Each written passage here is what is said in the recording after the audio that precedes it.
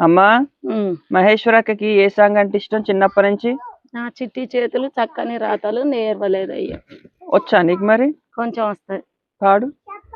నా చిట్టి చేతులు చక్కని రాతలు నేర్వలేదయ్యా. ఏమైంది? వేస్తలేదు. వాళ్ళ వాడు.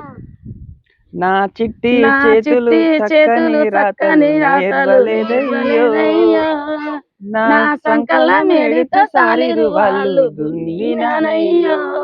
నా సంకల మేడిత సాలిరు వాళ్ళు దున్నినానయ్యో. 3 ముర్రాల కర్రతో 30 ఎడ్ల సోపతి నాదయ్యో.